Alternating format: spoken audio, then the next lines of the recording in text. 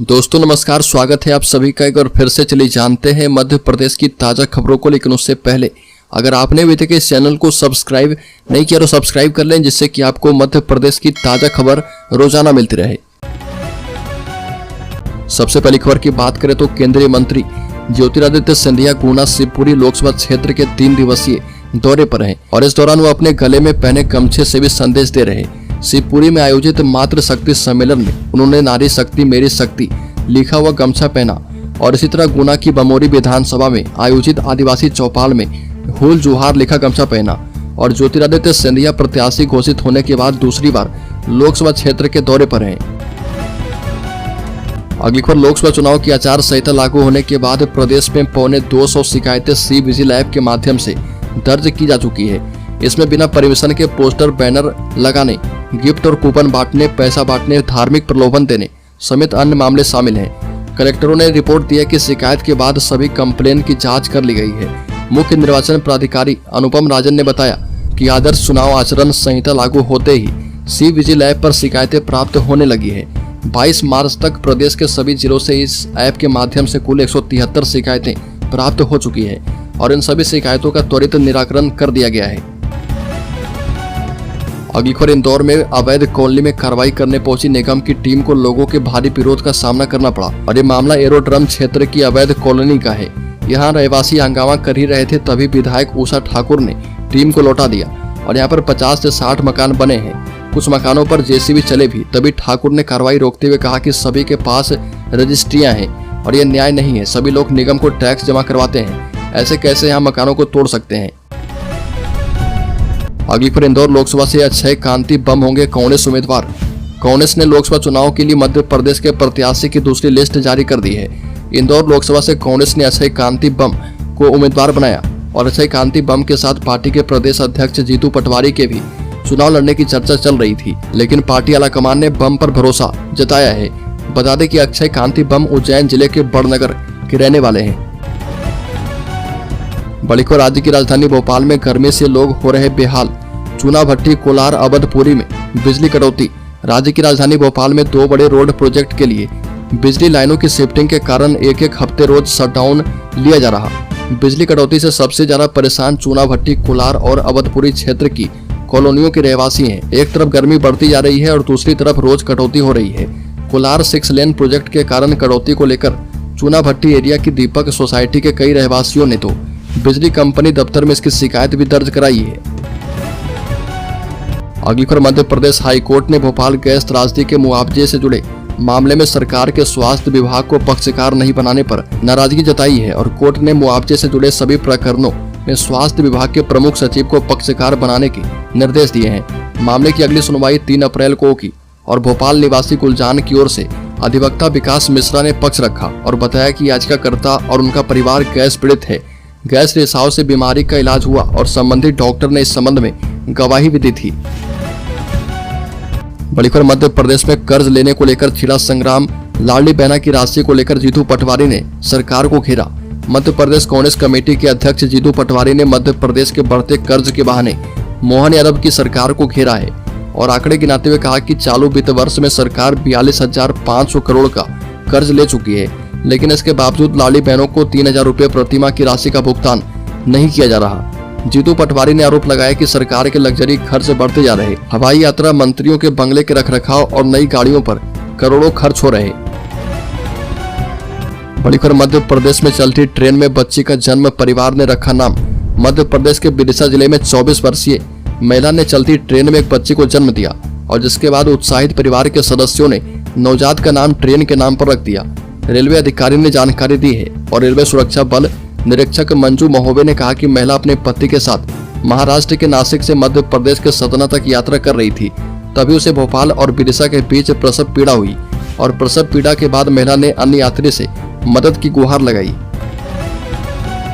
बड़ी खबर, जिस शिवलिंग का अभिषेक करते थे सम्राट विक्रमादित्य, उसे एएसआई ने खोजा। मंदिर के द्वार पर नक्काशी और गंगा यमुना। मध्य प्रदेश के पन्ना में एएसआई की खुदाई के दौरान मिला अब तक का सबसे प्राचीन शिवलिंग, जो कि गुप्त काल में बना हुआ बताया जा रहा। मध्य प्रदेश के पन्ना जिले में खुदाई के दौरान अब तक का सबसे प्राचीन मंदिर और शिवलिंग मिला है। इस शिवलिंग के पहले सदी से लेकर 5वीं सदी के बीच की होने की संभावना जताई जा रही है और कहा जा रहा है कि यह मंदिर मठ से निर्मित किए गए होंगे। 4 मार्च 2024 से चल रही archaeological survey of India ASI के द्वारा यह खुदाई चौमुखनाथ मंदिर के आसपास मौजूद टीलों की हो रही है। बड़ी खबर, बीजेपी के स्टार प्रचारक रहने वाले शिवराज की जिद, पूरे देश में जाए संदेश। कभी पूरे प्रदेश का चेहरा रहने वाले शिवराज ने अपना पूरा फोकस बिदिशा लोकसभा सीट पर कर लिया है। इसके पीछे शिवराज को मिलने वाली कोई बड़ी चुनौती नहीं, बल्कि शिवराज का बिदिशा सीट से पूरे देश में एक बड़ा संदेश पहुंचाने का है। शिवराज ने ठान लिया कि बिदिशा लोकसभा सीट से रिकॉर्ड वोटों से जीत हासिल करके पूरे देश में और बीजेपी को बड़ा संदेश दिया जाए। शिवराज बताना चाहते हैं कि मध्य प्रदेश में उनकी लोकप्रियता मुख्यमंत्री की कुर्सी जाने के बाद भी कम नहीं हुई है और यदि बीजेपी में किसी बड़े पद का कोई दावेदार है तो वह शिवराज सिंह चौहान ही है।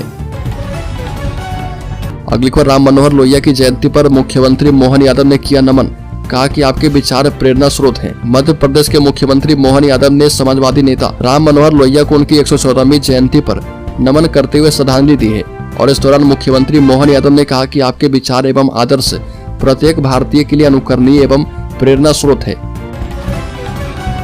तो दोस्तों, खबरों में आगे बढ़े उससे पहले मैं आपको बता दूं कि इस चैनल की तरफ से क्यूज सीरीज का दूसरा फेज शुरू है। अगले 30 दिनों तक जो भी सब्सक्राइबर पूछे गए प्रश्नों का सही जवाब सबसे पहले और अगले 30 दिनों में सबसे ज्यादा बार देंगे, उन्हें इस चैनल की तरफ से 1001 रुपए का गिव अवे दिया जाएगा। तो वीडियो की नोटिफिकेशन सबसे पहले पाने के लिए आप चैनल को सब्सक्राइब कर लें और बेल आइकॉन जरूर दबा दें। तो इस क्यूज सीरीज का छठा प्रश्न है कि शाहरुख खान की नेटवर्थ कितनी है। इसमें पहला ऑप्शन है $770 मिलियन, दूसरा ऑप्शन है $570 मिलियन, तीसरा ऑप्शन है $700 मिलियन और चौथा ऑप्शन है $650 मिलियन। तो जल्दी से इस प्रश्न का सही जवाब कमेंट बॉक्स में दीजिए और शामिल हो जाइए 3 लकी सब्सक्राइबर में, जिन्हें 1001 रुपए गिव अवे के तौर पर दिया जाएगा। तो चलिए फिर से बढ़ते हैं खबरों की ओर। अगली खबर, कांग्रेस में फिर से बड़ी टूट, कई पूर्व विधायक बीजेपी में शामिल। मुख्यमंत्री मोहन यादव ने दिलाई सदस्यता। लोकसभा चुनाव 2024 की सरगर्मियों के बीच मध्य प्रदेश कांग्रेस में टूट का सिलसिला लगातार जारी है। सैकड़ों कांग्रेस कार्यकर्ता पदाधिकारी अपनी पार्टी छोड़कर भाजपा में शामिल हो चुके हैं। इस बीच रतलाम की आलोट विधानसभा सीट से विधायक रहे मनोज चावला ने कांग्रेस पार्टी से इस्तीफा दे दिया और उन्होंने मध्य प्रदेश के मुख्यमंत्री मोहन यादव की मौजूदगी में भाजपा का दामन थाम लिया है। अगली खबर, लोकसभा चुनाव में काला धन, हवाला और नकद आदि की जानकारी देने के लिए टोल फ्री नंबर जारी।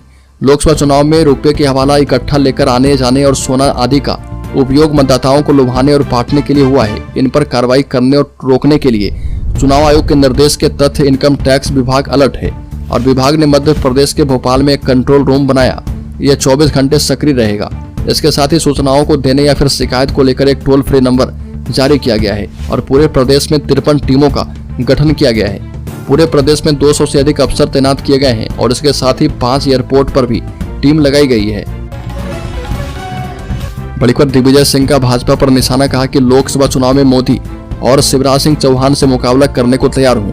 कांग्रेस नेता दिग्विजय सिंह ने कहा कि वो वाराणसी में प्रधानमंत्री मोदी और मध्य प्रदेश के विदिशा में पूर्व मुख्यमंत्री शिवराज सिंह चौहान के खिलाफ लोकसभा चुनाव लड़ने के लिए तैयार हैं। राज्यसभा सदस्य दिग्विजय सिंह ने संवाददाताओं से कहा कि मैं नरेंद्र मोदी और शिवराज सिंह चौहान का मुकाबला करने के लिए तैयार हूं, लेकिन पार्टी ने मुझे राजगढ़ से चुनाव लड़ने के लिए कहा है, इसलिए मैं यहां से चुनाव लड़ने वाला हूं। अगली खबर, अरुण श्रीवास्तव भोपाल से कांग्रेस उम्मीदवार, बीजेपी के आलोक शर्मा से सीधी टक्कर। भोपाल लोकसभा सीट पर कांग्रेस ने अरुण श्रीवास्तव को अपना प्रत्याशी घोषित कर दिया है। उन्हें पूर्व मुख्यमंत्री दिग्विजय सिंह का समर्थक माना जाता है और मध्य प्रदेश कांग्रेस के सूत्रों के मुताबिक अरुण को पार्टी की केंद्रीय चुनाव समिति ने कांग्रेस नेता दिग्विजय सिंह से चर्चा के बाद टिकट दिया है। भोपाल लोकसभा सीट पर कायस्थ समाज के वोटों को साधने के उद्देश्य से कांग्रेस ने अरुण श्रीवास्तव को मैदान में उतारा है और यहाँ पर कायस्थ समाज के वोट बड़ी संख्या में है। अरुण श्रीवास्तव की समाज की मतदाताओं में अच्छी खासी पैठ मानी जाती है। बड़ी खबर, होशंगाबाद नरसिंहपुर लोकसभा सीट से संजय शर्मा होंगे कांग्रेस के प्रत्याशी। बता दें कि तेंदुखेड़ा से 2 बार विधायक रह चुके हैं। होशंगाबाद नरसिंहपुर लोकसभा सीट से कांग्रेस के प्रत्याशी के रूप में तेंदुखेड़ा के संजय शर्मा चुनाव लड़ेंगे और कांग्रेस ने पूर्व विधायक शर्मा का अपना प्रत्याशी बना दिया है और इसकी पुष्टि कांग्रेस के जिलाध्यक्ष शिवकांत पांडे गुड्डन ने की है। अगली खबर, भोपाल की सड़कों पर आधी रात को उतरे हजारों पुलिसकर्मी। लोकसभा चुनाव से पहले राजधानी भोपाल की पुलिस एक्शन मोड में नजर आई और आधी रात को भोपाल की सड़कों पर एक साथ 1000 पुलिसकर्मी उतर गए और इस दौरान पुलिस ने भोपाल के सभी 34 थाना क्षेत्र में कॉम्बिंग गश्त की और पुलिस के एक्शन मोड में आते ही अपराधियों में खौफ का माहौल दिखा और बता दें कि पुलिसकर्मी कंट्रोल रूम में एकत्रित हुए थे और जहां पर रात 11 बजे कंट्रोल रूम में एडिशनल एसपी अवधेश गोस्वामी ने सभी पुलिसकर्मियों को ब्रीफ किया। बड़ी खबर मध्य प्रदेश के शेयर होल्डर्स के लिए बहुत ही महत्वपूर्ण खबर सामने आई है। बता दें कि स्मॉल फाइनेंस बैंक में आ सकती है 42% की बड़ी रैली और शेयर प्राइस 50 रुपए से भी कम है। बता दें कि अगर आप निवेश के लिए किसी बेहतर स्टॉक की तलाश में हैं तो उत्कर्ष स्मॉल फाइनेंस बैंक के शेयर पर नजर रख सकते हैं। दरअसल ब्रोकरेज फर्म इस शेयर पर बुलिश नजर आ रहे और यह स्टॉक BSE पर 1.78% की बढ़त के साथ 49 रुपए के भाव पर बंद हुआ है। ब्रोकरेज फर्म ICICI सिक्योरिटीज को उत्कर्ष स्मॉल फाइनेंस बैंक के शेयरों में तेजी की उम्मीद है और रिसर्च रिपोर्ट में ब्रोकरेज ने उसे बाय रेटिंग दी है। ब्रोकरेज ने इसके लिए 70 रुपए का टारगेट प्राइस रखा है और इस हिसाब से कंपनी के शेयरों में 42% की जबरदस्त तेजी की उम्मीद जताई गई है।